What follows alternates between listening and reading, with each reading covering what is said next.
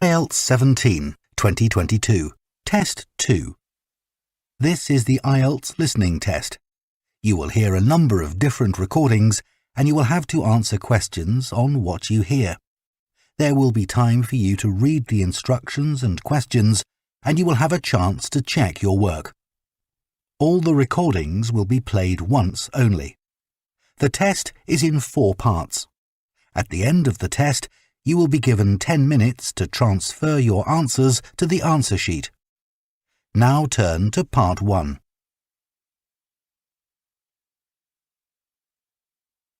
Part 1. You will hear a man asking about voluntary work in the village that he has just moved to. First, you have some time to look at questions 1 to 7.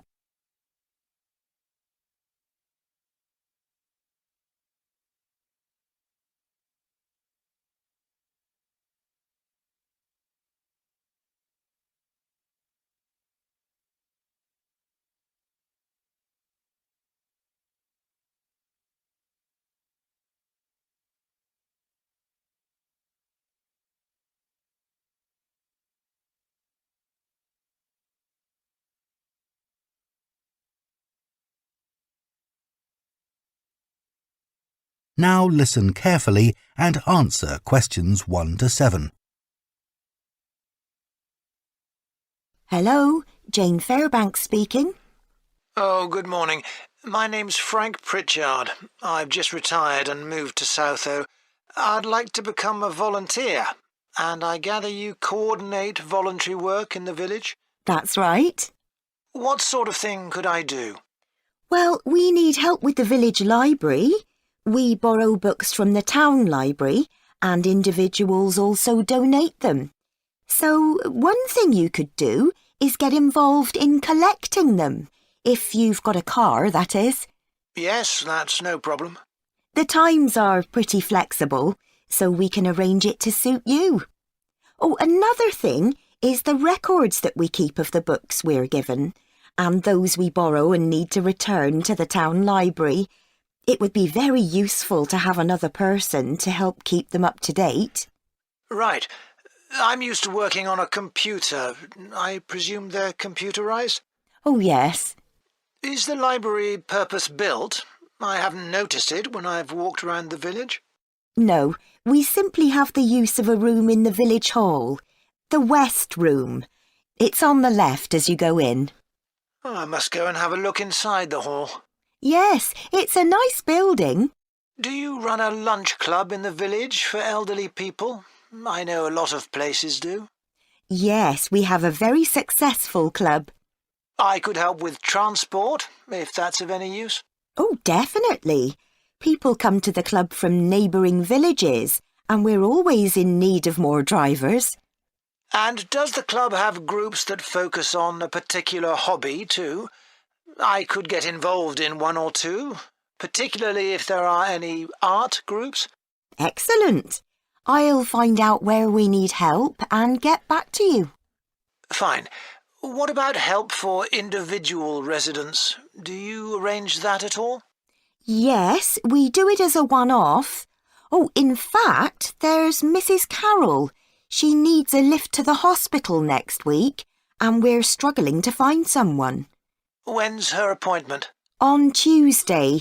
It would take the whole morning. I could do that? Oh, that would be great. Thank you.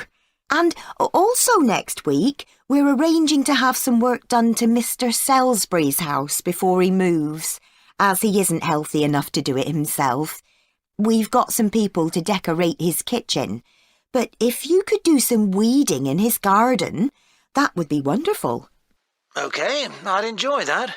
And presumably the day and time are flexible? Oh, yes. Just say when would suit you best and we'll let Mr. Salisbury know. Good. Before you hear the rest of the conversation, you have some time to look at questions 8 to 10.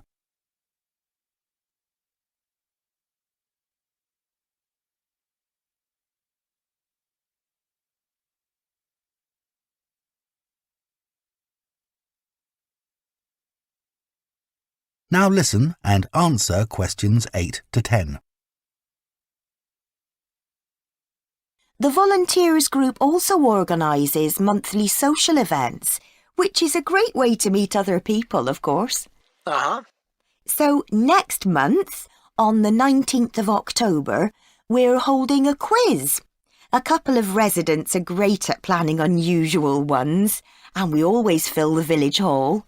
That sounds like fun. Can I do anything to help? Well, because of the number of people, we need plenty of refreshments for halfway through. So if you could provide any, we'd be grateful. I'm sure I could. I'll think about what to make and let you know. Thank you. Then on November the 18th, we're holding a dance, also in the village hall. We've booked a band that specialises in music of the 1930s.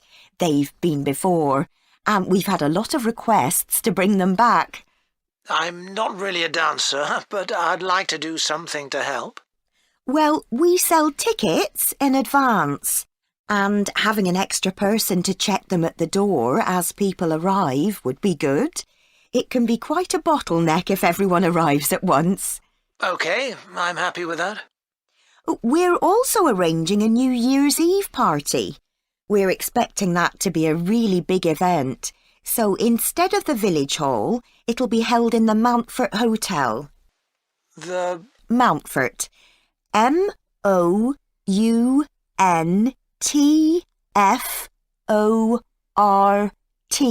Hotel. It isn't in Southo itself, but it's only a couple of miles away. The hotel will be providing dinner, and we've booked a band. The one thing we haven't got yet is a poster. That isn't something you could do by any chance, is it? Well, actually, yes. Before I retired, I was a graphic designer, so that's right up my street. Oh, perfect. I'll give you the details, and then perhaps you could send me a draft? Of course. That is the end of Part 1. You now have half a minute to check your answers to Part 1.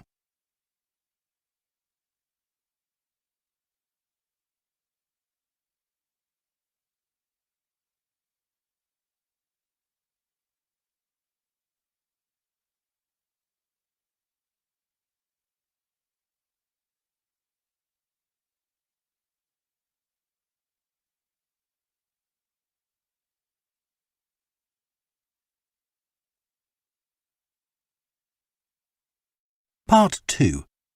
You will hear a guide at a tourist attraction called Oniton Hall talking to a group of visitors.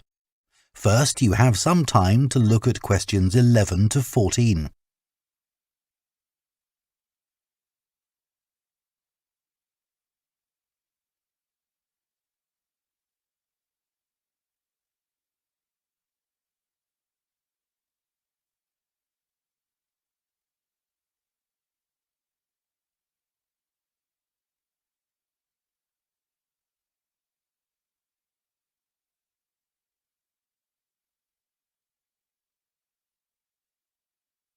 Now listen carefully and answer questions 11 to 14.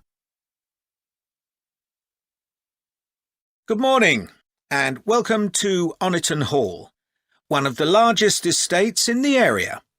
My name's Nick and I'm one of the guides.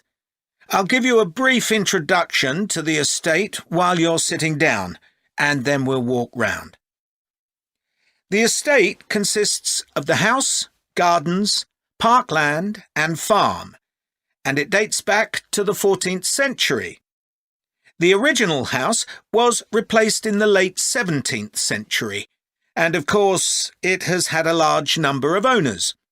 Almost all of them have left their mark, generally by adding new rooms, like the ballroom and conservatory, or by demolishing others.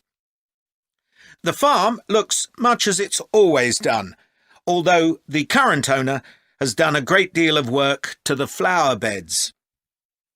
In the 17th century, the estate was owned by a very wealthy man called Sir Edward Downes. His intention was to escape from the world of politics after years as an active politician, and to build a new house worthy of his big collection of books, paintings and sculptures. He broke off contact with his former political allies and hosted meetings of creative and literary people, like painters and poets. Unusually for his time, he didn't care whether his guests were rich or poor, as long as they had talent. Big houses like Oniton had dozens of servants until the 1920s or 30s, and we've tried to show what their working lives were like. Photographs, of course, don't give much of an idea, so instead, as you go round the house, you'll see volunteers dressed up as 19th century servants going about their work. They'll explain what they're doing and tell you their recipes or what tools they're using. We've just introduced this feature to replace the audio guide we used to have available. I see there are a number of children here with you today. Well, we have several activities specially for children, like dressing up in the sorts of clothes that children wore in the past. And as it's a fine day, some of you will probably want to play in the adventure playground. Our latest addition is child-sized tractors that you can drive around the grounds. Before you hear the rest of the talk, you have some time to look at questions 15 to 20.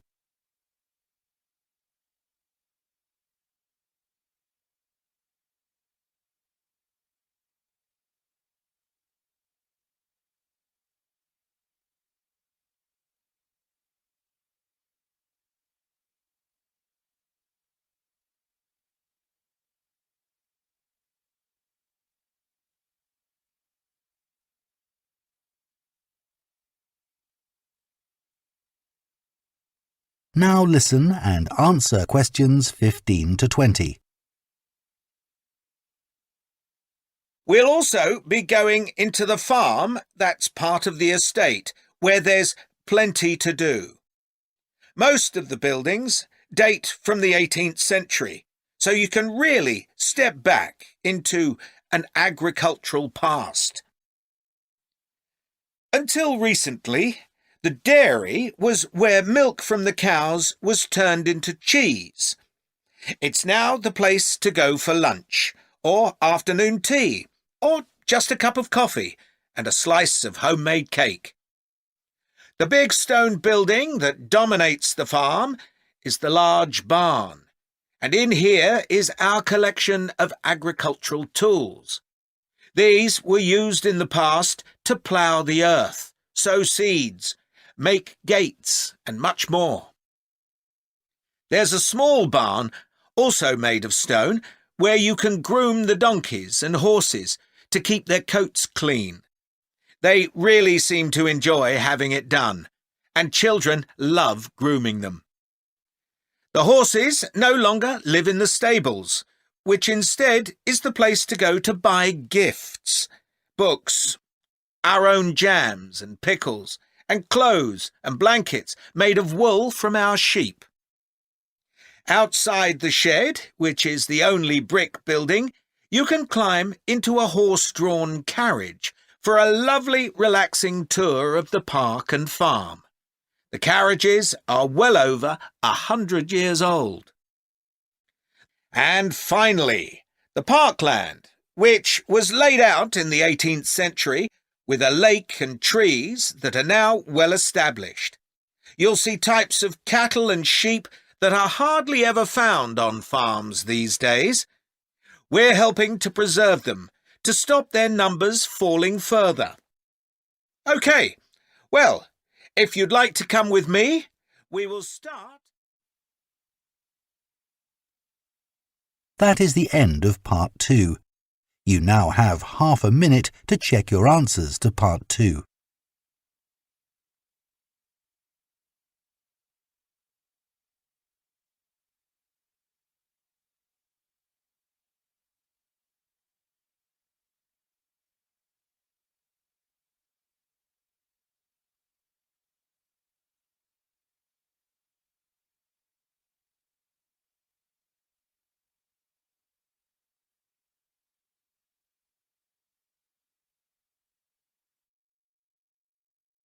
Part 3. You will hear two theatre studies students discussing stage and screen performances of Shakespeare's play Romeo and Juliet.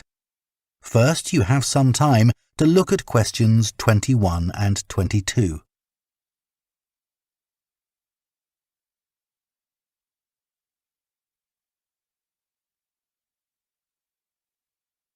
Now listen carefully and answer questions 21 and 22. Did you make notes while you were watching the performances of Romeo and Juliet, Gemma? Yes, I did. I found it quite hard, though. I kept getting too involved in the play. Me too. I ended up not taking notes. I wrote down my impressions when I got home. Do you mind if I check a few things with you, in case I've missed anything? And I've also got some questions about our assignment. No, it's good to talk things through. I may have missed things too. OK, great. So, first of all, I'm not sure how much information we should include in our reviews. Right. Well, I don't think we need to describe what happens, especially as Romeo and Juliet is one of Shakespeare's most well-known plays. Yeah, everyone knows the story. In an essay, we'd focus on the poetry and Shakespeare's use of imagery, etc., but that isn't really relevant in a review. We're supposed to focus on how effective this particular production is. We should say what made it a success or a failure. And part of that means talking about the emotional impact the performance had on us. I think that's important. Yes.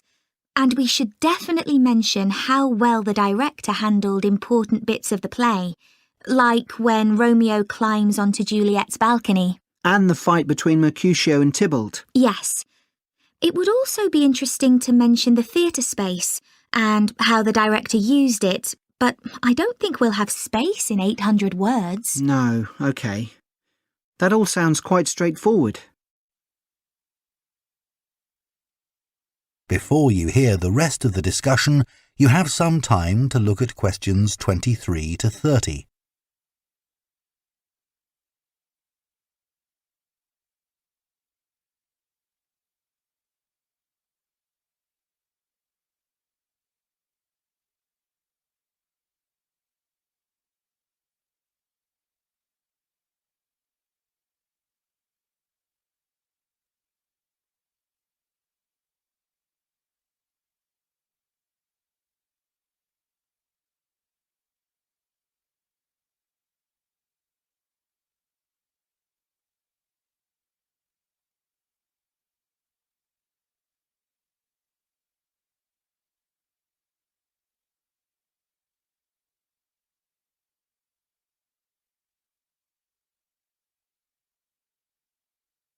Now listen and answer questions 23 to 30. So, what about the Emporium Theatre's production of the play? I thought some things worked really well, but there were some problems too. Yeah. What about the set, for example? I think it was visually really stunning. I'd say that was probably the most memorable thing about this production. You're right. The set design was really amazing. But actually, I have seen similar ideas used in other productions. What about the lighting? Some of the scenes were so dimly lit, it was quite hard to see. I didn't dislike it. It helped to change the mood of the quieter scenes. That's a good point. What did you think of the costumes? I was a bit surprised by the contemporary dress, I must say. Yeah, I think it worked well, but I'd assumed it would be more conventional. Me too.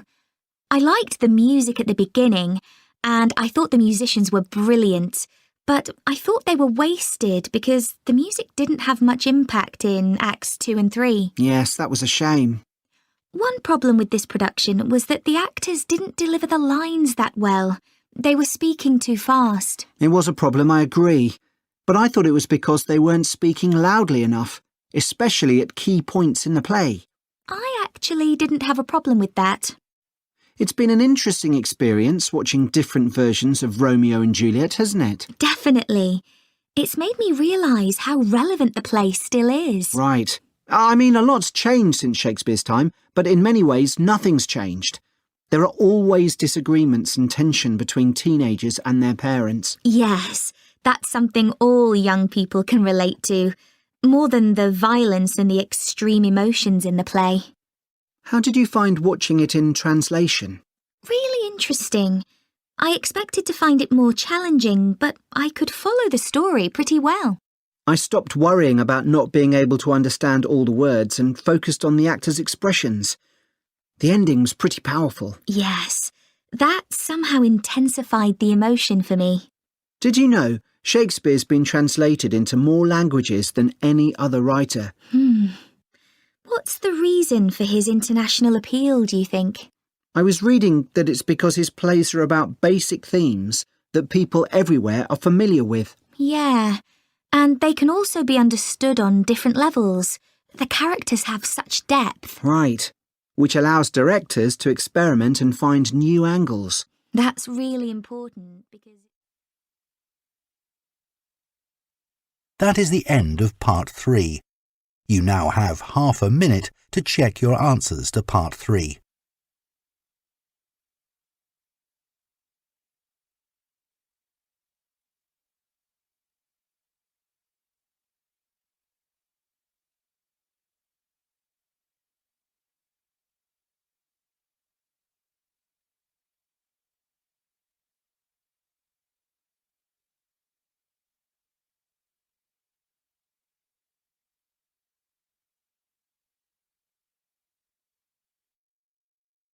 Part 4.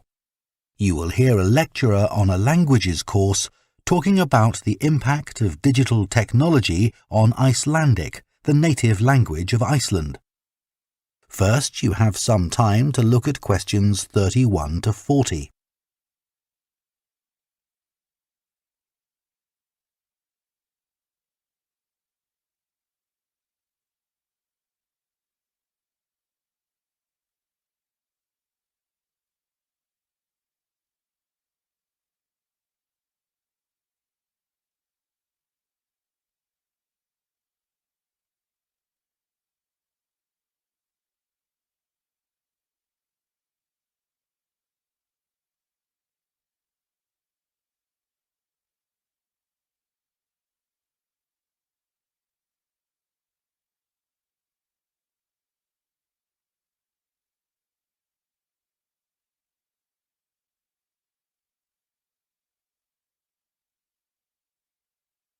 Now listen carefully and answer questions 31 to 40. Right, everyone, let's make a start. Over the past few sessions, we've been considering the reasons why some world languages are in decline. And today I'm going to introduce another factor that affects languages and the speakers of those languages, and that's technology, and in particular, digital technology.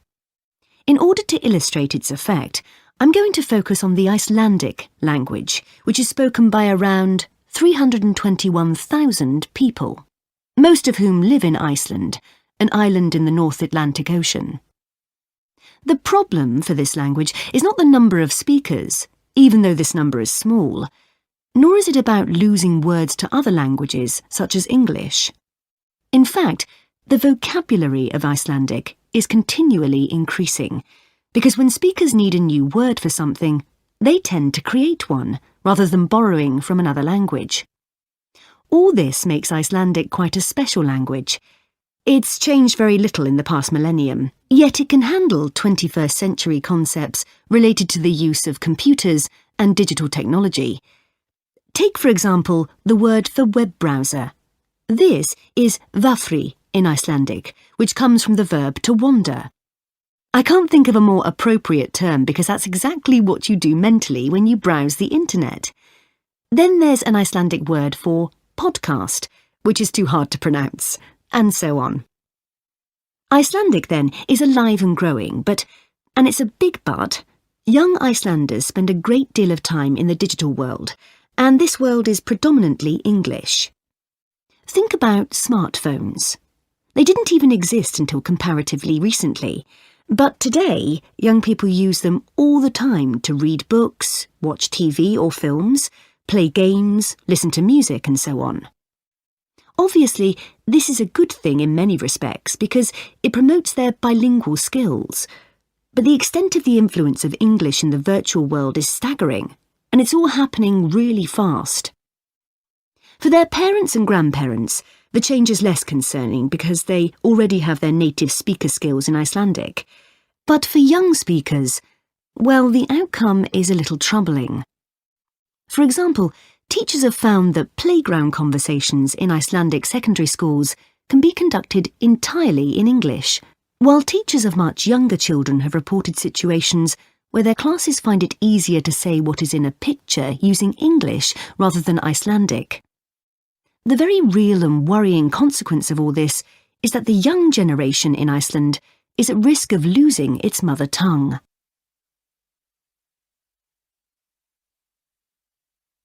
Of course, this is happening to other European languages too. But while internet companies might be willing to offer, say, French options in their systems, it's much harder for them to justify the expense of doing the same for a language that has a population the size of a French town, such as Nice. The other drawback of Icelandic is the grammar, which is significantly more complex than in most languages. At the moment, the tech giants are simply not interested in tackling this. So, what is the Icelandic government doing about this? Well, large sums of money are being allocated to a language technology fund that it is hoped will lead to the development of Icelandic-sourced apps and other social media and digital systems. But clearly this is going to be an uphill struggle. On the positive side, they know that Icelandic is still the official language of education and government. It has survived for well over 1,000 years, and the experts predict that its future in this nation-state is sound and will continue to be so. However, there's no doubt that it's becoming an inevitable second choice in young people's lives. This raises important questions. When you consider how much of the past is tied up in a language, will young Icelanders lose their sense of their own identity? Another issue that concerns the government of Iceland is this. If children are learning 2 languages through different routes, neither of which they are fully fluent in, will they be able to express themselves properly? That is the end of Part 4. You now have 1 minute to check your answers to Part 4.